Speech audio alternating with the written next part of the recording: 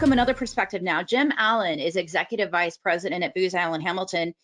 Jim, I'm wondering if you can talk to us for a few minutes about what you're seeing in terms of both threats and opportunities in cyber right now. I think we can hear you now. All right. Hey, Jim. Pushed every button I could find. So, that always works. well, good morning. What's top of mind for you right now in cyber? And thanks for joining us. And thanks for Booz Allen's support for the SIC. It's a pleasure. I thought what I would do is just stick with the theme of Ukraine and offer a perspective that I hope will be complementary to what we'll hear later and to what we've already touched on with Chris and General Petraeus a few minutes ago. I also wanted to emphasize something that Kelly said. Kelly said, that they're on the front lines. We're all on the front lines, and I think it's one of the things that concerns me and that's top of mind as we contemplate what might lie before us with respect to Ukraine. I think that there, on the one hand, is a preoccupation with it, understandably so. I think it's warranted, and I think there's this concatenation of really important issues, right? It's what's going to happen in Ukraine itself. What does it mean with respect to the U.S. in Europe or NATO?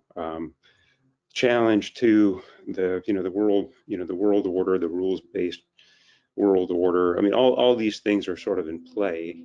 It's not just Russia. Obviously, there are other adversaries that are active in some respect, and most, if not all, of those different forces that are sort of in play around the crucible of Ukraine.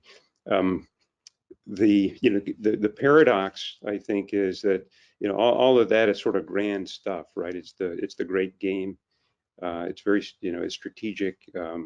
It's over there. It's this esoteric kind of thing. If you're a network operator or a CISO and you're trying to get through the day and you're trying to take care of the things that you need to take care of, and we're waiting to see what happens.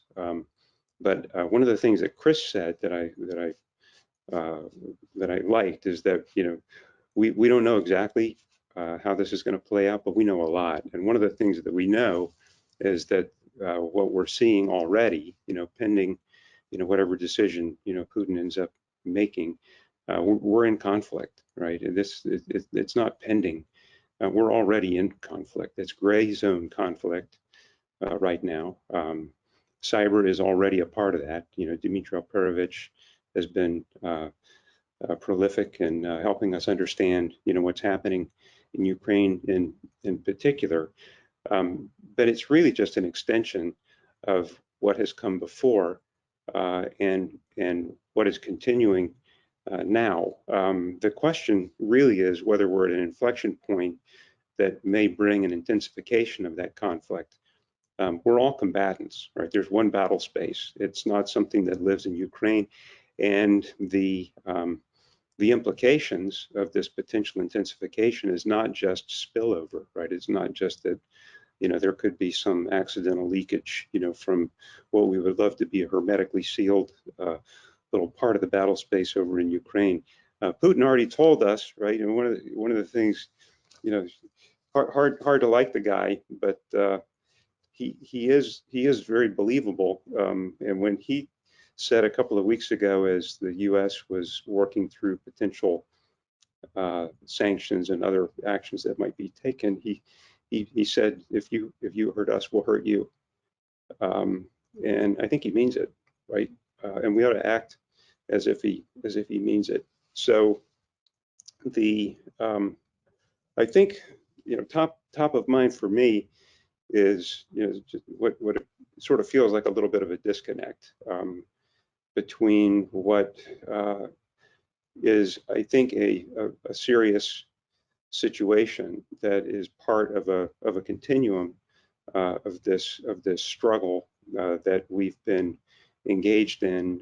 But on the one hand, we tend to treat these things as transactional events, right? They're kind of one-off things, and we deal with them, or we don't deal with them, and we sort of move on.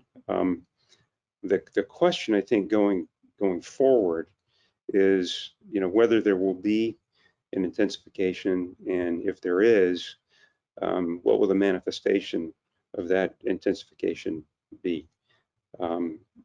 Most, not all, but most of the people that I talk to in the private sector and in the public sector, to be honest, it sort of feels like it's business as usual. We're doing what we do. We're doing the best we can. We make progress.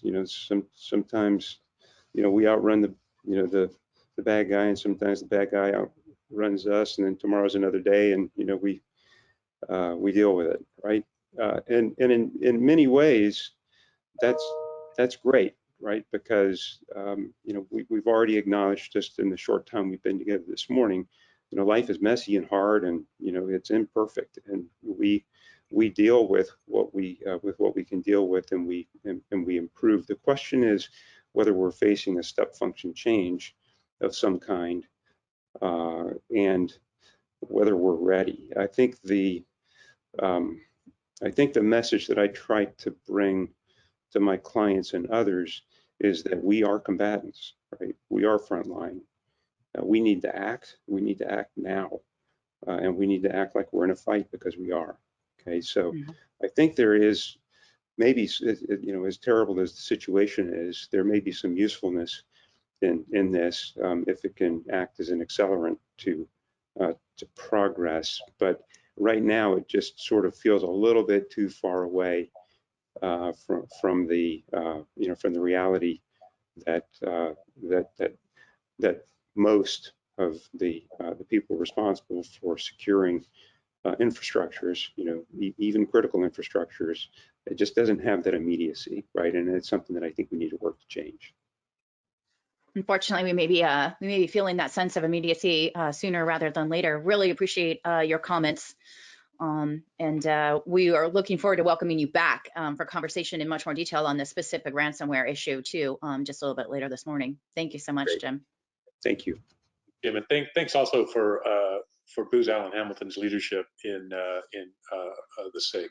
So Pleasure. Thank you.